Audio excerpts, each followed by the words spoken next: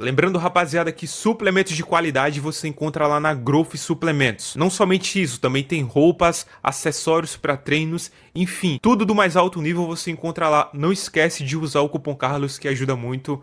Muito obrigado. Fala, rapaziada, tranquilidade, Carlos Analista aqui. Olha, pessoal, se esse vídeo fosse feito algumas horas atrás, na verdade eu acho que eu nem iria conseguir fazer, tá? Eu ainda tô empolgado. Cara, assim, não tem como ficar, né, mano, normal, até porque não tem como não se emocionar, cara. Vimos um feito histórico e, particularmente, acho que vocês também enxergam dessa maneira. Isso teve um significado ainda maior, porque eu me lembro justamente do que aconteceu no Mr. Olympia de 2024. Ver o Ramon, cara, daquele jeito, né, sendo tirado ali do primeiro confronto e logo após passando por uma situação, assim, bem triste, até constrangedora, dá pra dizer, né, porque o cara derreteu de um jeito que raramente acontece no palco. E hoje, velho, ver ele ser coroado como campeão da Classic, sabe, assim, um cara que vai dar continuidade, né, cara, essa categoria tão chamativa, entendeu? Que realmente mudou muito a percepção do público com o bodybuilding, tem um peso diferente, sabe? E ver que é o Ramon, cara, que vai ser o líder disso aí é muito da hora. Mas agora vamos deixar a emoção de lado, tá certo? E falar da parte técnica, não somente analisar as finais, como também fazer algumas considerações, ok? Bom, pessoal, quem viu meu último vídeo falando sobre as prévias da Classic sabe qual foi meu ponto de vista até aquele momento. Apesar de achar que o Ramon estava liderando as prévias porque os árbitros deixaram ele no meio do último confronto, o Mike Sommerfeld ainda assim me parecia na frente do Ramon por conta de alguns erros que o Dino cometeu. E foi uma vantagem mínima, tá, pessoal? Sem falar, né, que eu tinha excluído por completo o Huff Diesel da disputa pelo título. Eu tava vendo somente uma batalha ali entre o Mike e o Ramon. E apesar de que no scorecard temos a confirmação de que a disputa estava, né, e foi muito acirrada entre o Mike e o Ramon, os árbitros claramente tiveram ali um trabalho bem grande para escolher o vencedor. E o Huff Diesel, ele foi unânime como top 3 na visão de possivelmente ali todos os árbitros. Ainda assim, a maior parte do público brasileiro não concorda. Algumas pessoas acham que o Huff Diesel foi garfado, né, e que por ter sido uma decisão dividida entre o Mike e o Ramon, ainda tentaram roubar o título aí do Dino, tá certo, pessoal? Assim, nos últimos 2 anos, temos que entender isso, tá? Apenas 2 caras conseguiram vencer o Mike Sommerfeld. Siban, que chegou numa versão ótima, conseguiu vencer ele ali por conta de uma pose. Dá pra argumentar que foi talvez o peitoral de lado ou a pose clássica, tá, que deu a vitória pro Siban. E agora o Ramon, ele foi o segundo cara a vencer o Mike Sommerfeld. Ah, Carlos, mas o Mike ele tinha vantagem do peso e da altura. Eu sei, tá? Eu fui, inclusive, o que mais falou sobre essa vantagem injusta do Mike. Inclusive, modéstia à parte, pessoal, eu quem trouxe à tona esse assunto novamente agora em 2025. E olha que eu falava disso desde 2024.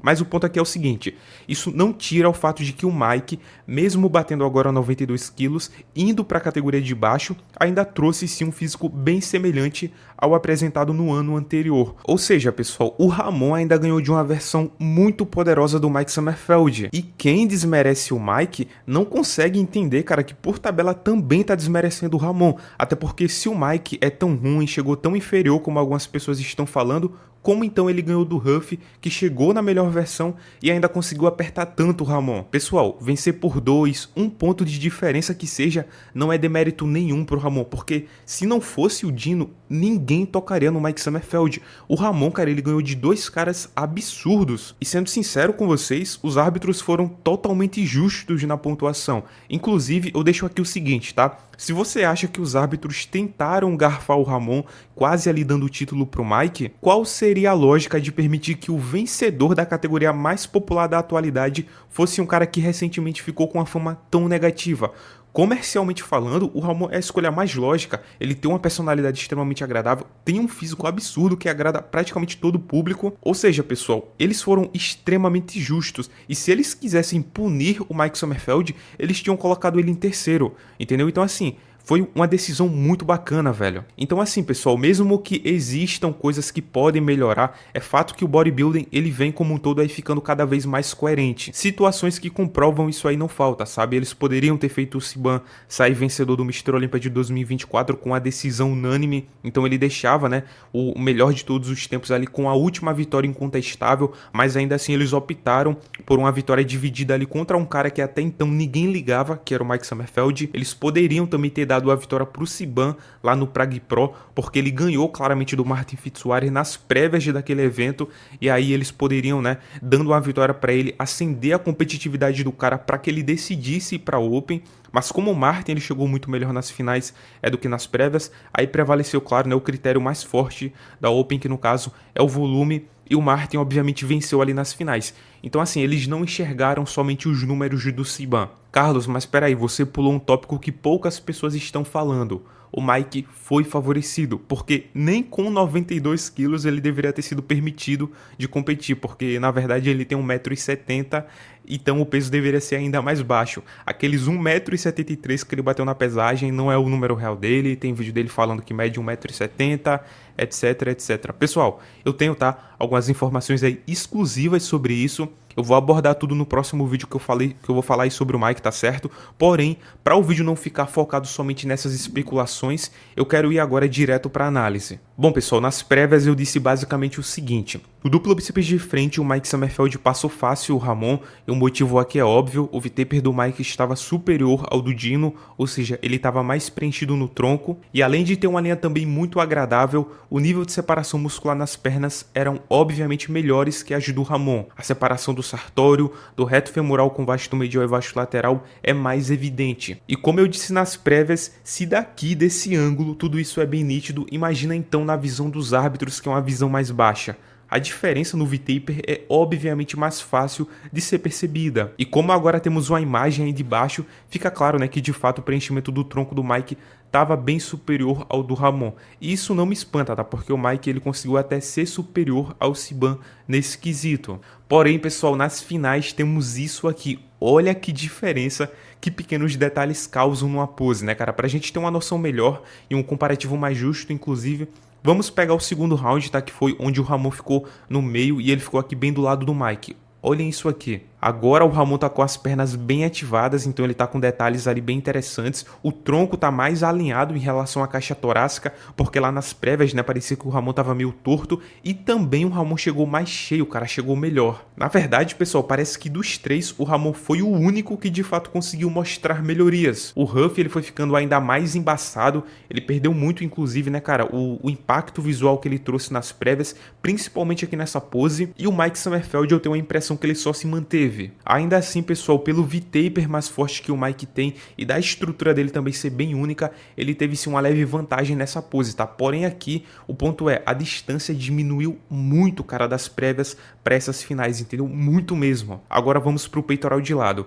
Nas prévias, eu disse que o Mike, apesar de ser bem impressionante ali na largura do frame, porque a largura, né, cara, dos ombros dele gera uma desproporção muito positiva com a linha de cintura, e apesar, claro, também dele ficar com as pernas bem fortes, ele fica para trás do Ramon por conta da harmonia do balanço da pose. E aqui nas finais, cara, isso só se acentuou ainda mais. O peito do Ramon pode não ser o maior, mas o encaixe que ele tem com os ombros, com o braço, com o antebraço e principalmente, cara, a proporção da parte de baixo, isso é, a parte frontal da perna, o posterior de perna e principalmente a proporção que tem com o glúteo, assim, mano, é totalmente inegável que ele tá superior. Não me entendam mal, tá? O Mike é bom demais nessa pose, mas é claro que ele não conseguiu corrigir as desproporções que ele tinha, né, cara? Ele ainda tem, falta ombro, falta glúteo e ainda falta detalhes ali na parte superior do físico dele. Então, pessoal, pose tranquila do Ramon. Se eu já achei superior nas prévias, aqui ele conseguiu abrir uma margem ainda maior. Vamos agora para o duplo bíceps de costas, tá? E cara, na minha análise das prévias eu disse que era uma pose praticamente empatada. E se tivesse vantagem, muito provavelmente seria pro Mike. E pessoal, é até engraçado, né, cara, alguns comentários. Porque assim, eu entendo, tá? Se você acha o Ramon superior, se você acha o Mike superior, ou até mesmo o Huff melhor aqui nessa pose. De coração, tá? Eu entendo. Mas se você acha que teve alguma dominância, seja de qualquer um desses caras, mano, nessa pose aqui, meu Deus, né, cara? Eu não consigo entender de jeito nenhum. Todos aqui, pessoal, têm seus pontos fortes e seus pontos fracos. O Huff é o cara dos detalhes ali no glúteo, no posterior de perna, mas é nítido que a dorsal dele, por exemplo, é zero espessura quando ele faz pelo menos a pose, né? Porque é o seguinte, quando o Huff faz a remada, você consegue ver a dorsal dele marcando, né, cara, bem densa. Mas quando ele faz a pose, quando ele encaixa tudo, a dorsal, o desenho da dorsal fica quase que imperceptível. E isso, pessoal, é um ponto fraco muito nítido. Entre o Ramon e o Mike temos temos o seguinte, um cara que é muito dominante de parte superior, que obviamente é o Mike, e o outro cara é muito dominante de parte inferior, o Ramon, claro. E olhando aqui desse ângulo, do ângulo mais de baixo, fica mais nítido ainda.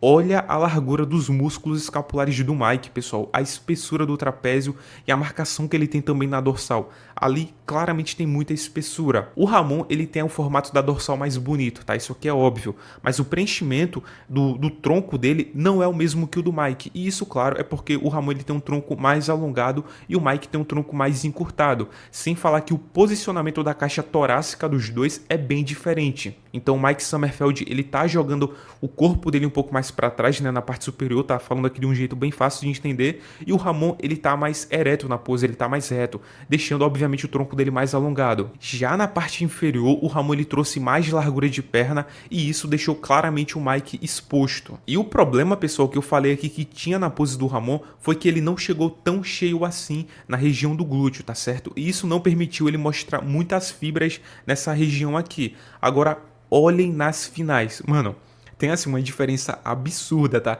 Todo o preenchimento do Ramondino agora aqui é outro. O glúteo tá fibrado, melhor do que o do Mike, claro. Os posteriores das pernas estão bem ativados e você vê que tá tudo bem marcado. E na parte superior, mesmo que ele ainda seja derrotado no preenchimento, tá certo? O jogo, cara, ele fica muito mais parelho.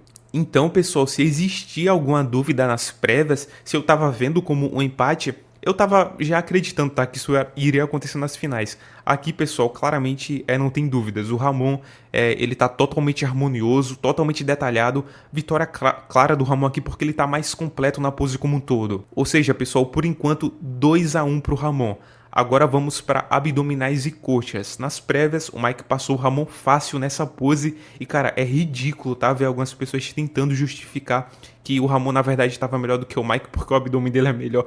Pelo amor de Deus, pessoal. O Mike, nas prévias, estava melhor do que o Ramon. É fato, tá? As pernas ativadas, a parede abdominal dele não é tão densa, tão espessa quanto a do Ramon, mas ele tem sim a parede abdominal toda completa, os gomos são bem simétricos, ele estava melhor do que o Ramon. Porém, pessoal, nas finais, olhem o que tivemos aqui. O Ramon, quando ele crava o abdômen, ele não consegue ativar bem ainda assim a perna dele, tá? Justamente por conta dessa nova variação de pose, né, cara, que o Steve pediu, tá certo? Quando ele tava treinando com o André Pierin, a pose tava melhor, tá certo? Mas voltando. Quando ele faz o vácuo, aí sim ele consegue mostrar finalmente os detalhes na perna dele. Isso significa que ele superou o Mike aqui nessa pose nas finais? Eu não acredito, tá? A pose do Mike ainda foi melhor executada. Porém, a margem da vitória do Mike diminuiu muito, porque o Ramon ficou com o V-taper mais acentuado e ele estava obviamente menos atrapalhado na pose. E cá entre nós, tá, pessoal? Olha o Huff, cara. Mano, como ele decaiu para as finais, cara. Isso aqui é bizarro. Olha a diferença do vácuo dele pro Ramon. Então assim, cara, o Huff se deu muito mal nas finais, né? Agora vamos, claro, para a pose clássica. Olhem isso aqui, pessoal. Fim de jogo, tá? O Mike, ele tá fenomenal na pose, a expansão dele é uma pose incrível, curto bastante mesmo, mas se nas prévias eu achei que ele tava com uma pequena vantagem sobre o Ramon, porque ele tava bem detalhado, e o Ramon, convenhamos, né, pessoal, ele não tava tão cheio assim no físico ainda, aqui nas finais eu não vi isso, tá? Sendo totalmente sincero com vocês, o Ramon, cara, ele me parece mais harmonioso de volume de perna e tronco. Ele tá muito completo nessa pose. Esse preenchimento a mais que ele trouxe aí nas finais, né, cara? Mano, fez uma diferença crucial pra ele aqui. Assim, o peito, o braço, o ombro, a dorsal, a parede abdominal marcada mesmo no vácuo. Mano, tudo muito encaixado, velho. E com as pernas detalhadas assim desse jeito, esquece, tá? Não deu pro Mike. Então, assim, nas prévias eu vi um jogo aberto e com vantagem pro Mike nessa pose, e dá pra dizer também no confronto como um todo, tá? Mas nas finais, aí eu vi o Ramon vencendo. Eu tô sendo muito sincero com vocês aqui. Ah, Carlos, mas na Classic só é julgado as prévias. Eu não acredito nisso. Não acredito de jeito nenhum. Porque se fosse mesmo, tipo assim, eu acredito que na maioria dos shows isso realmente é verdade, tá? Mas não é em todos os shows, principalmente quando é uma decisão tão importante quanto essa. Porque se fosse mesmo só as prévias julgadas, no Mr. Olympia de 2024, eles não colocariam 3 confrontos, né? Porque teve o primeiro confronto que mudou ali o Mike Sommerfeld com o Siban, e depois eles tiraram o Urs e o Ramon, deixaram só os dois fazendo o confronto mano a mano ali, entendeu? Então claramente eles estavam julgando aquilo. É claro que o scorecard é só um, tá certo? Lá no scorecard eles só marcam as prévias. Mas, cara, quando é um confronto assim apertado, eu sinto que eles dão uma mesclada ali no resultado, sabe? Então eles levam em consideração tanto as prévias quanto as finais e colocam somente ali nas prévias na súmula.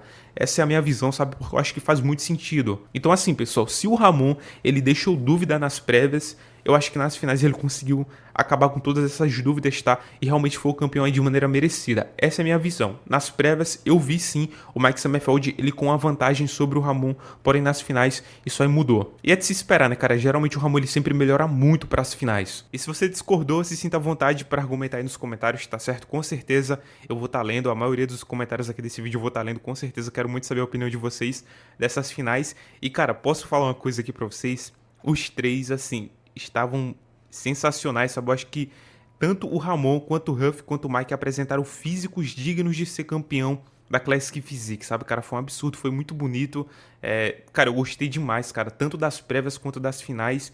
Então, assim, mesmo que tenha o Mike Summerfield, né, cara, eu já falei pra vocês, tá? Não quero ficar muito nesse assunto, eu não curto muito a personalidade dele, não curto, tá? O Huff eu não curtia, tô começando a curtir mais, cara, tô acompanhando ele, tá legal, tá? Mas, cara, tem que reconhecer, mano. É o que eu sempre falo, méritos tem que ser dado a quem merece. Eu levo muito a sério isso e é por isso que, obviamente, né, eu reconheço tá, o quão bom foi o Mike Summerfield, o quão bom foi o Huff Diesel, apesar de que eu considero que ele ficou em terceiro lugar ali de maneira justa, entendeu? E claro, o quão bom foi o Ramon, porque definitivamente ele mereceu ganhar esse título, principalmente nas finais. Que sim, tá, pessoal? Eu acho que contou. Lembrando, rapaziada, suplementos de qualidade você encontra lá na Grove Suplementos. Não esquece, cara. Utilize o cupom Carlos aí se possível, tá? Muito obrigado, agradeço de verdade pelo apoio, pessoal. Ajuda muito de coração, vocês não têm noção. Tamo junto, valeu. É nóis.